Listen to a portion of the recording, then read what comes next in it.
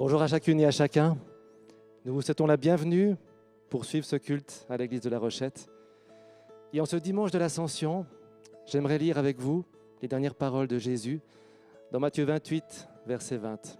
« Et voici, je suis avec vous tous les jours jusqu'à la fin du monde. » Que le Seigneur puisse vous redire ce matin combien il est avec vous, qu'il vous rencontre chez vous et qu'il vous remplisse de sa présence. Plus que jamais, il est nécessaire de se tourner vers le Seigneur avec reconnaissance, humilité et confiance. Prions. Seigneur, ce matin, c'est en ta présence que nous nous présentons, parce que tu es là, tu es auprès de nous, quel que soit l'endroit, quelle que soit la distance. Merci de nous accompagner, merci de nous permettre de vivre ce temps avec toi. Amen.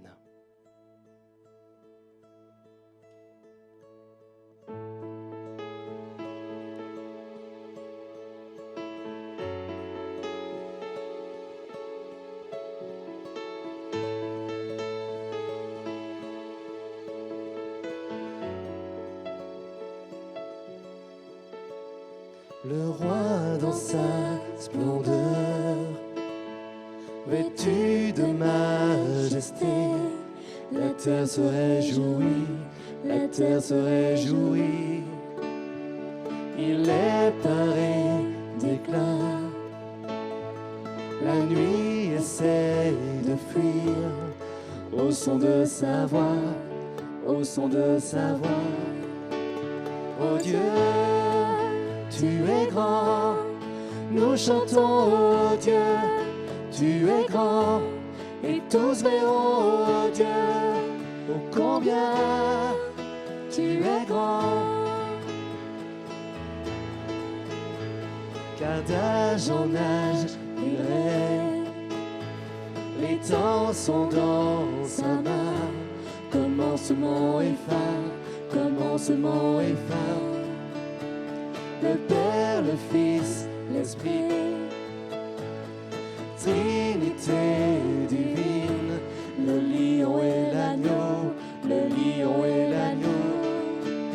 Oh Dieu, tu es grand, nous chantons, oh Dieu, tu es grand, et tous verront, oh Dieu, oh combien tu es grand.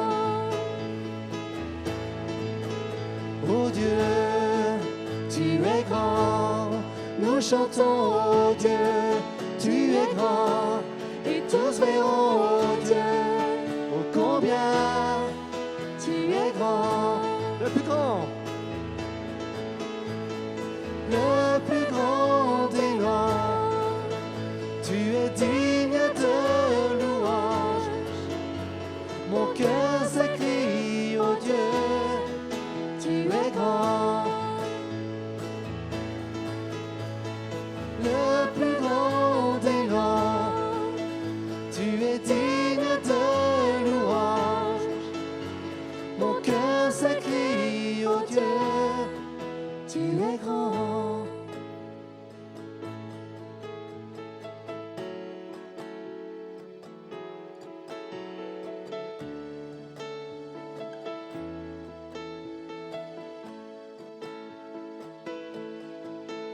Oh Dieu, tu es grand, nous chantons, oh Dieu, tu es grand, et tous verront, oh Dieu, combien tu es grand.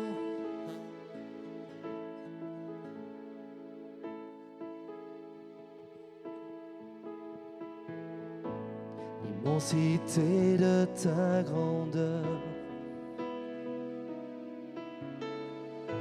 me montre que je ne suis rien. Et quand tu façonnais la terre, j'étais déjà près de ton cœur. Tu m'aimais avant que je sois. Et pour moi tu as tout donné. seul pouvait me libérer. C'est pourquoi je veux t'adorer, toi seul est digne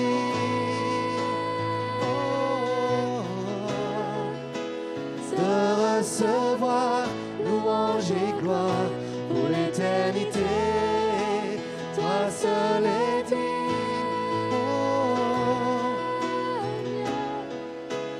de recevoir louange et gloire pour l'éternité.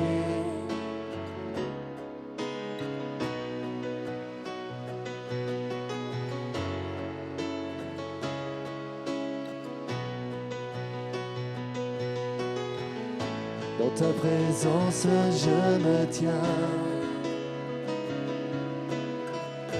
car tu as ce dont j'ai besoin. La joie, la vie et le bonheur sont dans tes parvis, mon sauveur. Toi seul est digne de recevoir louange et gloire pour l'éternité. Toi seul est digne de recevoir louange et gloire pour l'éternité.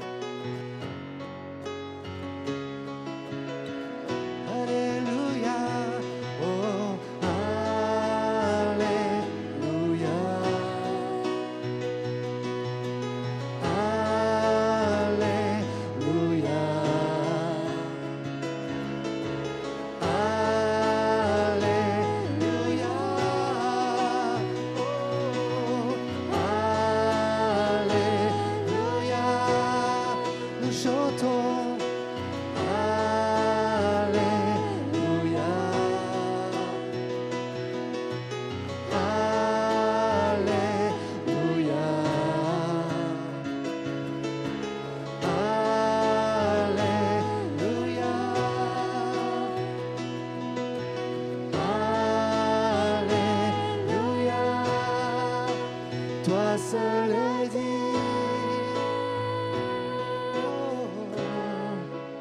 de recevoir louange et gloire pour l'éternité. Toi seul est digne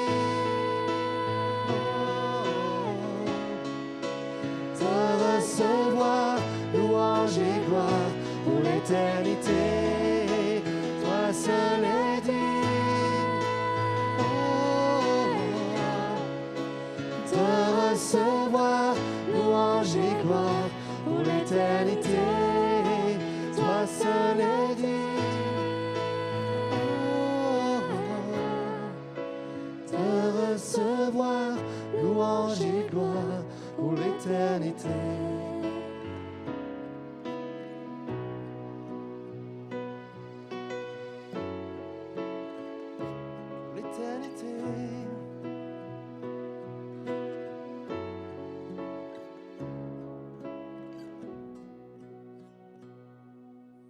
Seigneur, merci. Toi seul est digne de gloire. Toi seul mérite notre adoration. Sois remercié, sois loué pour la présence que tu as continuellement avec nous, Jésus.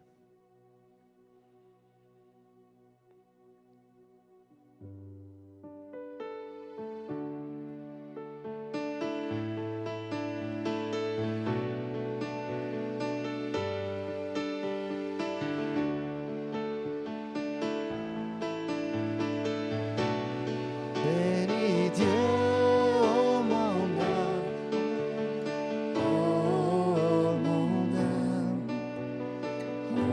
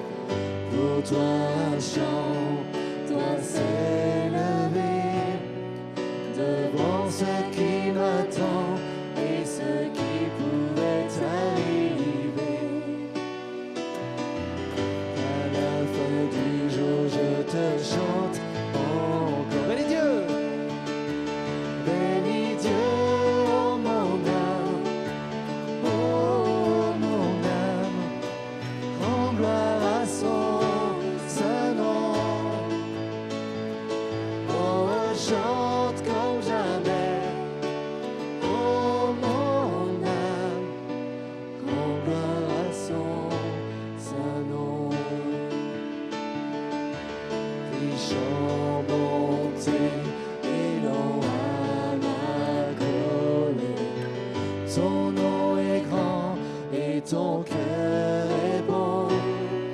Je ne cesserai de chanter tes bontés. J'ai des milliers de raisons pour louer. Bénis Dieu, oh mon âme, oh mon âme, en gloire à son saint nom. Oh, chante comme jamais, oh mon âme, en gloire à son saint nom. Un jour viendra, je n'aurai plus de force. Mon avenir la façonnera. Pourtant mon âme chantera tes louanges. Pendant des milliers d'années, oui, sans fin. Bénis Dieu! Bénis Dieu, oh mon âme, oh mon âme, en gloire à son saint nom. Oh, chante comme jamais, oh mon âme, en gloire à son saint nom. En gloire à son saint nom. En gloire à son saint nom. En gloire à son saint nom.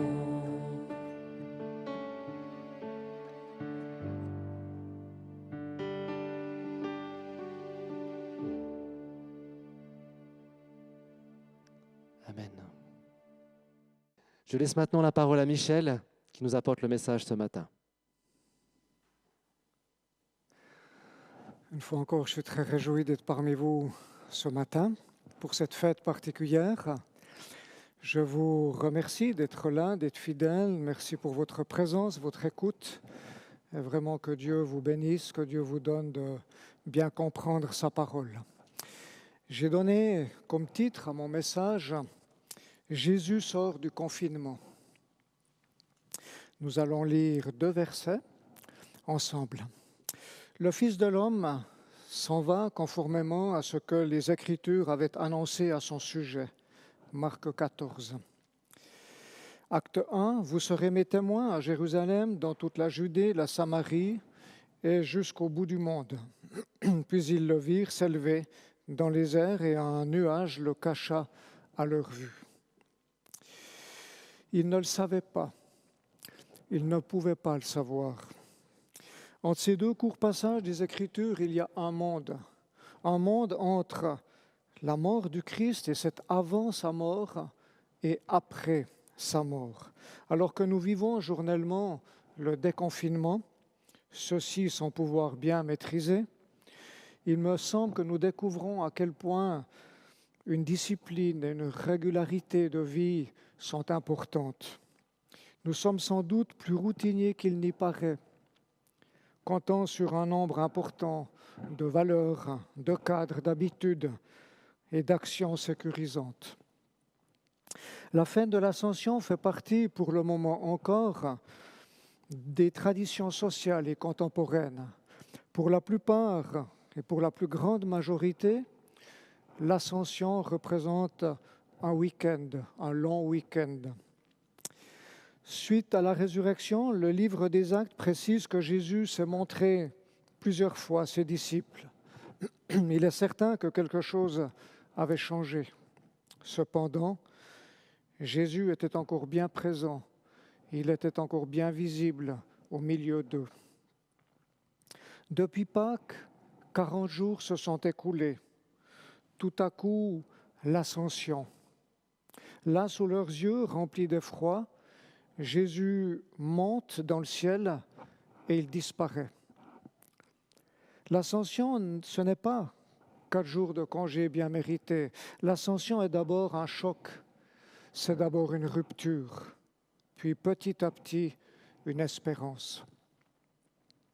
Une rupture, et ce n'est pas rien, rupture au milieu pour les disciples de leur combat, au milieu de leurs doutes aussi, ils l'ont manifesté parfois, comme nous au milieu de leur lutte personnelle face au découragement, face aux tentations de l'existence, face aux petits arrangements, aux péchés. Les disciples devront s'habituer à vivre sans Jésus visible. De leur vivant, ils ne reverront plus jamais leur maître. Cette étape-là était terminée. Ainsi, ils ne savaient pas. Ils ne savaient pas qu'une nouvelle vie s'ouvrait devant eux. Je vais vous parler d'abord d'un confinement inimaginable. Après avoir été désignés, les disciples, aux côtés de Jésus, s'étaient fait petit à petit à leur nouvelle situation, à un nouveau rythme. 3 ans, oui, ça compte, et c'est largement suffisant pour adopter une nouvelle manière de vivre. Et ainsi, très brusquement, Jésus les quitte. Quel choc! Je crois que nous avons de la peine à imaginer à quel point c'était très perturbant et douloureux pour eux. Je ne sais pas comment vous avez vécu le confinement. Les enfants, toute la journée dans vos jambes, pour les mamans, les parents. La régularité d'une organisation qui était déjà souvent très sport, qui du jour au lendemain tombe. Et puis bien sûr la solitude qui s'accentue, alors que pour un certain nombre, c'était déjà une bagarre quotidienne. Et puis cette prudence qui petit à petit s'est imposée à nous. Cette méfiance que j'ai dû expérimenter comme vous, dans les magasins, à la poste et ailleurs. Il suffisait d'un seul regard appuyé qui disait « Prenez vos distances ». Cette impression désagréable où on ne sait plus trop ce qu'on ose toucher, on ne sait plus trop comment se comporter. Tout un apprentissage. Ce semi-confinement m'a fait grandement réfléchir. J'ai subitement pris conscience que le Seigneur avait vécu le confinement sur la terre. Il a tout quitté pour se faire homme. Si beaucoup de dirigeants ont rêvé, et fort malheureusement certains rêvent encore, d'avoir carte blanche sur leur pays, voire sur le monde, d'être les maîtres du monde, Jésus, lui, a quitté la gloire qui était la sienne, et il est entré dans une extrême limitation personnelle. Jésus a vécu dans ce sens 2 sacrifices. Le premier qui est de l'ordre de quitter le ciel, qui était déjà quelque chose d'incroyable à vivre. Et puis le deuxième, bien sûr, le sacrifice de la croix, donner sa vie. Les 2 sacrifices ont été très douloureux pour lui. Jésus, qui avait tout pouvoir dans le ciel et sur la terre, ne rêvait pas de devenir le maître du monde. Oh que non. Et Satan le lui a proposé dans Luc 4. C'était l'une des tentations. Alors de quoi Jésus rêvait? Eh bien, il rêvait de tout accomplir. Il rêvait au fond de sortir du confinement. Il rêvait de quitter la terre. Après nous avoir offert son remède contre notre mal incurable. Jésus, unique remède contre le péché du monde, mais aussi le nôtre. Jésus a accepté un confinement extrême pour nous sortir du nôtre. Ceci, bien sûr, si nous le voulons, si nous le choisissons. Jamais auparavant, je n'avais vu la mission de Jésus sous cet angle-là. Toute sa vie et durant tout son ministère sur la terre, il a vécu comme si un coronavirus invisible lui barrait constamment le chemin. Et pourtant, il devait faire avec, il devait avancer. Il le devait car il devait aller jusqu'au bout pour remonter au ciel et s'asseoir à la droite de Dieu. Alors, je vous propose 2 questions. Les divers sacrifices de Jésus pour nous nous touche-t-il encore?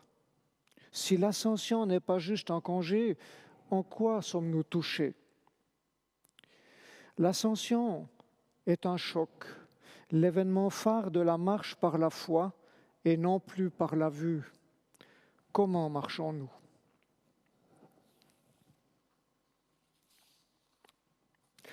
Seconde réflexion, un confinement libérateur. Après l'ascension, les disciples, une fois encore, ont vu leurs nouvelles habitudes mises à mal. Ils ont dû, comme réapprendre à vivre, à se comporter, à servir, à écouter, à obéir.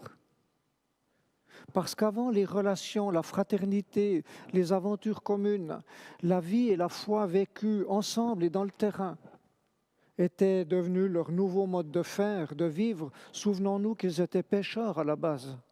3 ans avec Jésus les avait reprogrammés et c'était absolument génial. J'aurais tellement aimé vivre ça avec Jésus.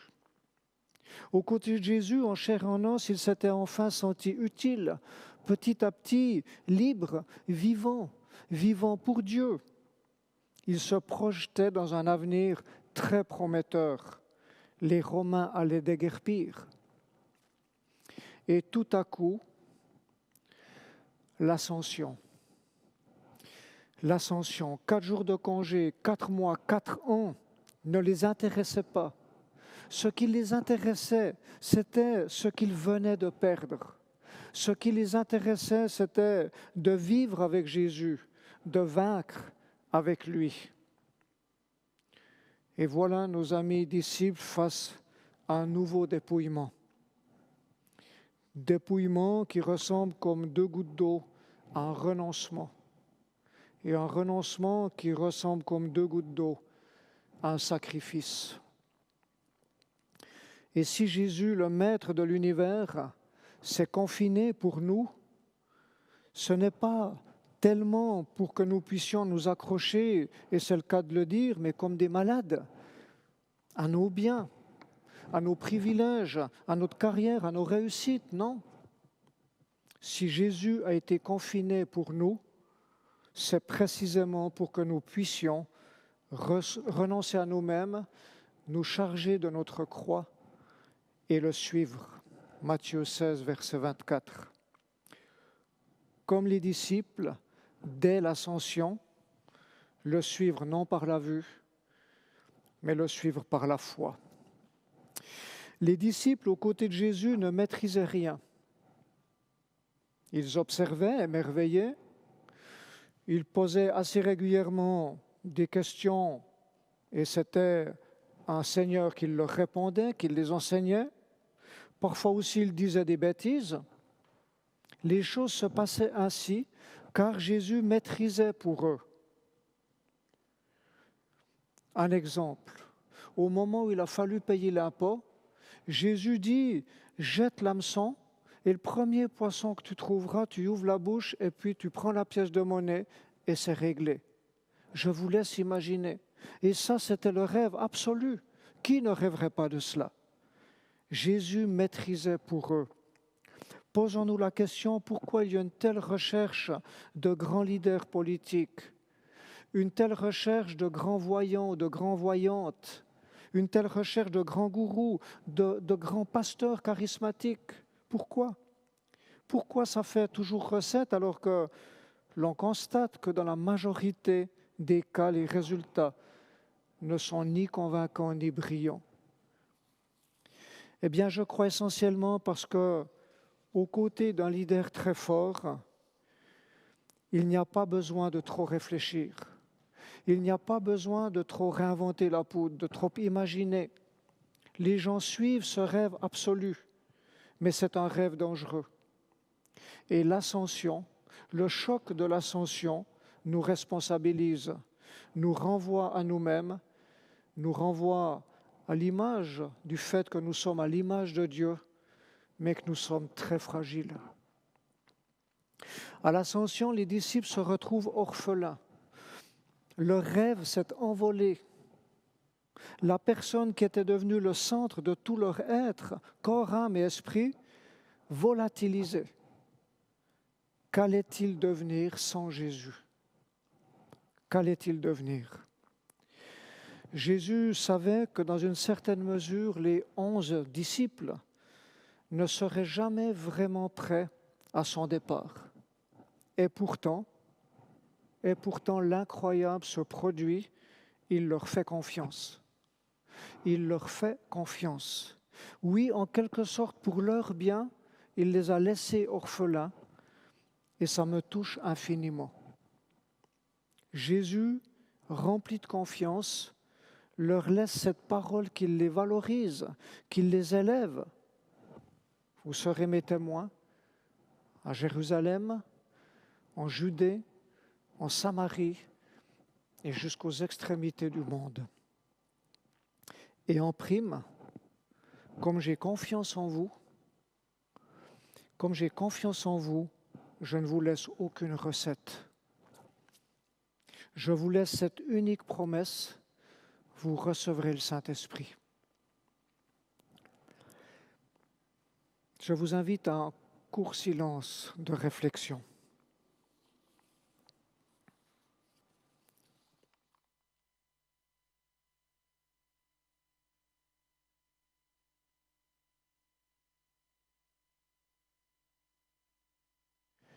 Dernier point, déconfiner les autres.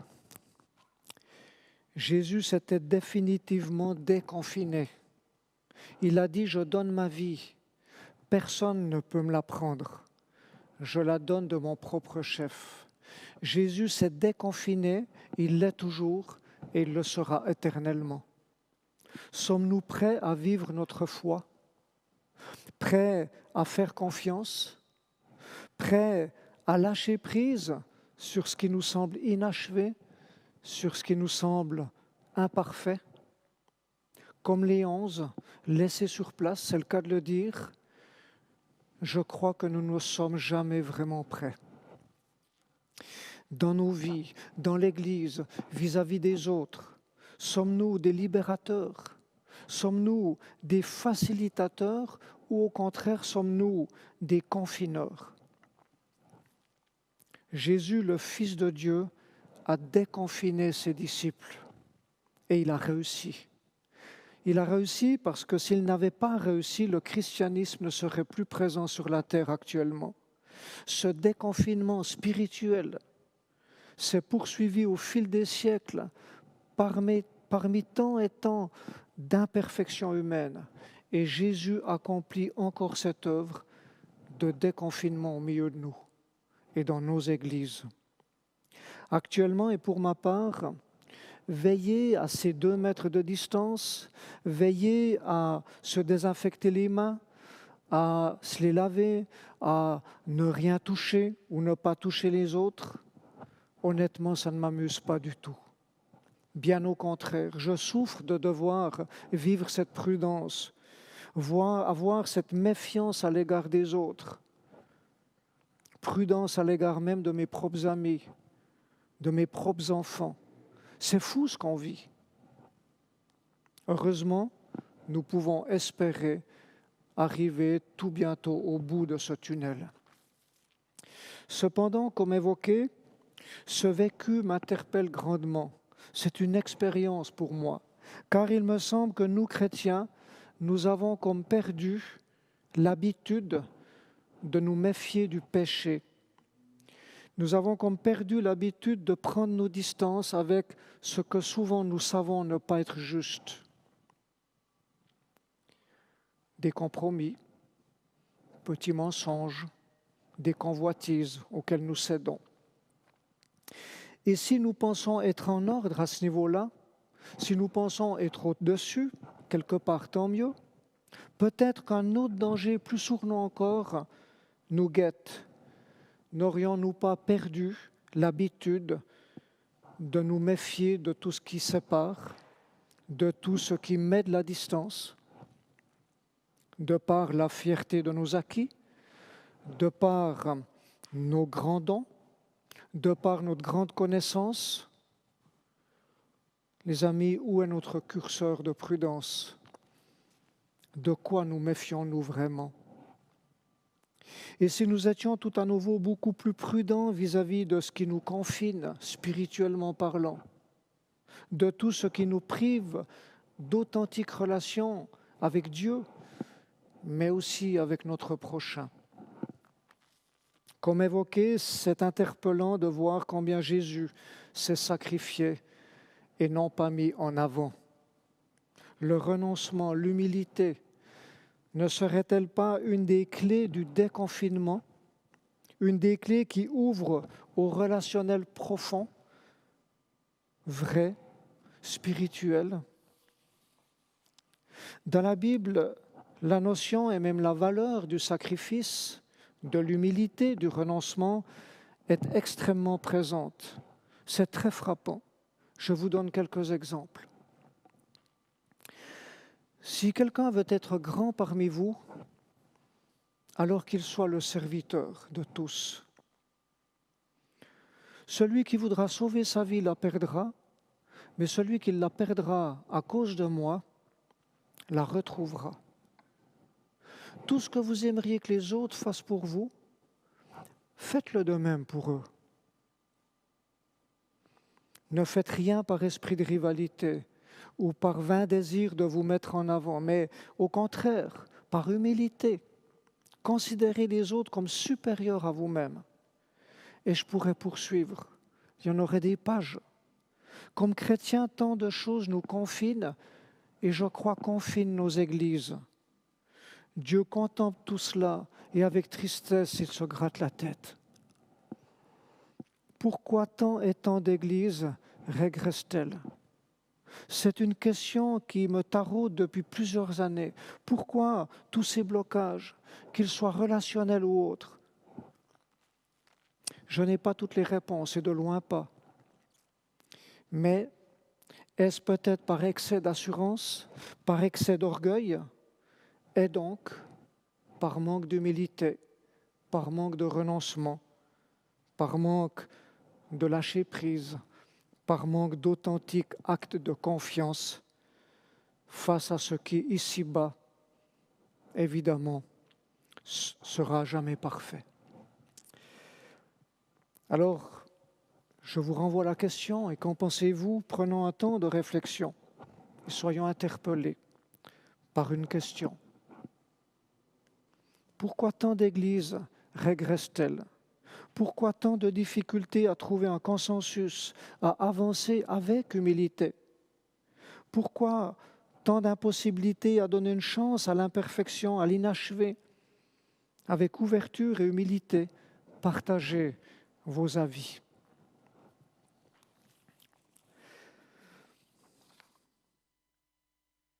Je termine. Prendre son envol. Comme je l'ai dit, l'ascension, c'est un choc, c'est une rupture. Les disciples se sont retrouvés sans Jésus, leur grand maître, seuls avec pour unique encouragement une promesse et pas de recette.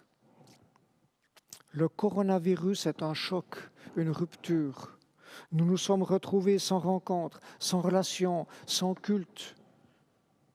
Les disciples avaient pour devoir de retourner à Jérusalem et d'attendre la suite de ce que Dieu leur réservait.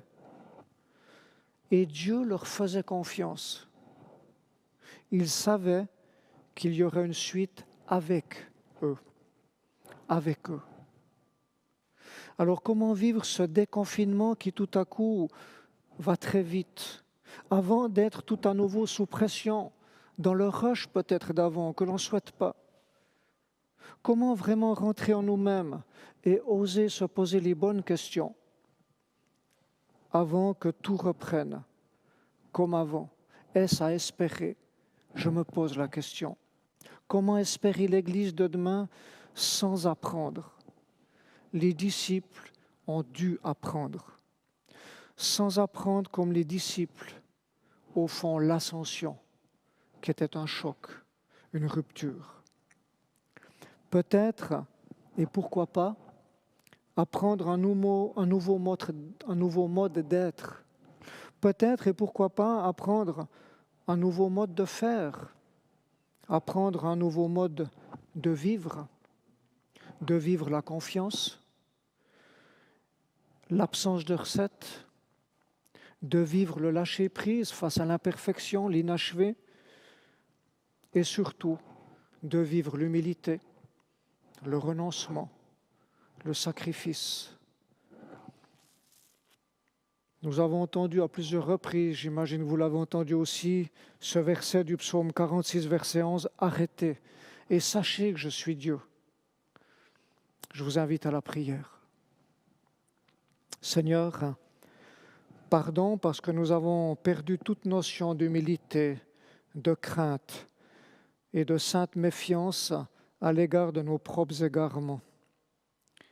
Pardon parce que nous n'avons pas vraiment vécu le choc de l'ascension. Nous n'avons pas bien compris ton double sacrifice.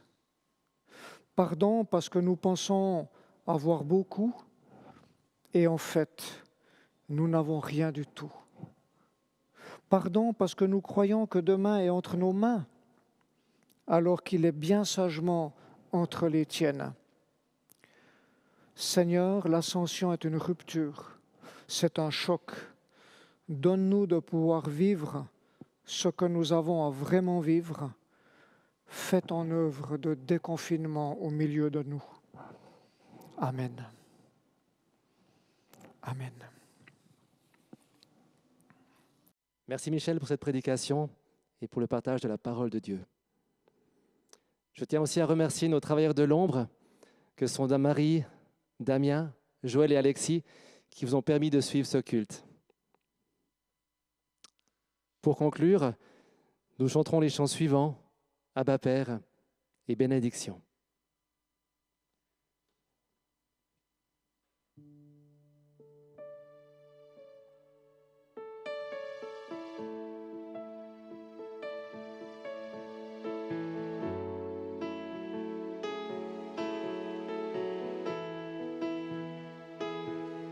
Bien avant le chant qui créa l'univers, bien avant l'esprit qui planait sur la terre,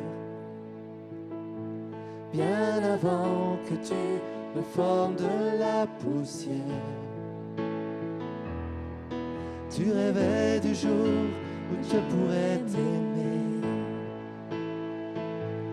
Bien avant les premiers battements de mon cœur, bien avant que je m'éveille à ta douceur, bien avant mes doutes, mes joies et mes douleurs. Oh, tu rêvais du jour où je pourrais t'aimer. Tu rêvais du jour où je pourrais t'aimer. Abba Père, je suis à toi. Abba Père, je suis à toi. Abba Père, je suis à toi. Abba Père, je suis à toi.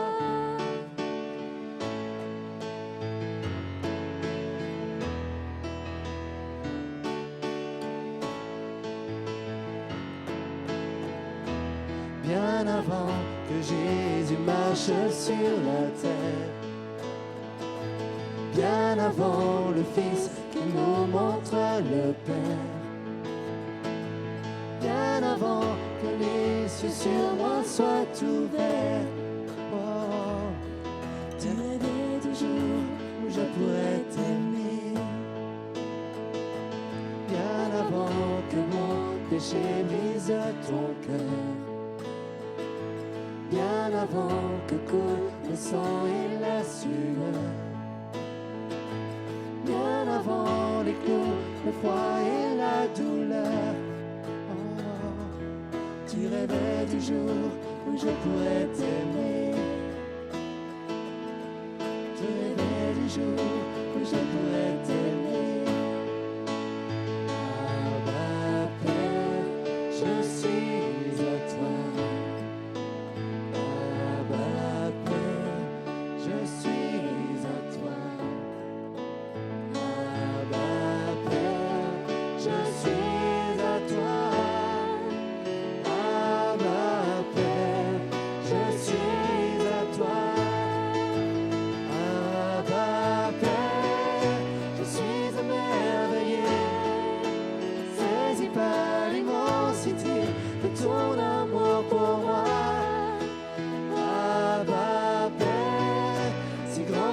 ta tendresse. Ton cœur est grand ouvert et je viens plonger dans tes bras. Abba Père, je suis à toi. Abba Père, je suis à toi. Abba Père, je suis à toi. Abba Père, je suis à toi.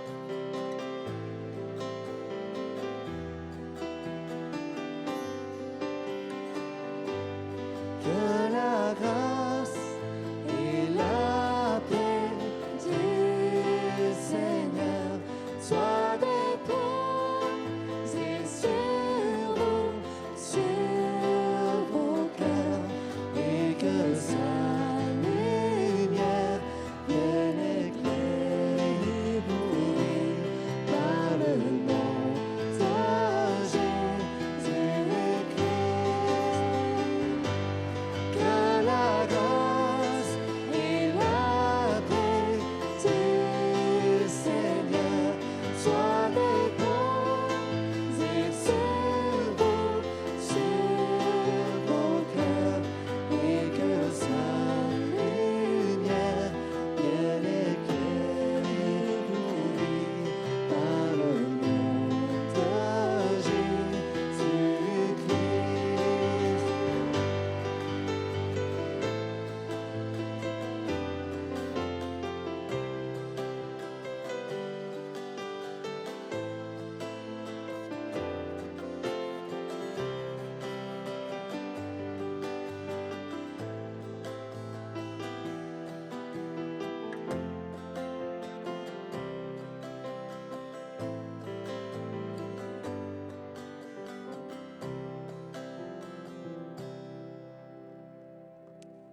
Amen.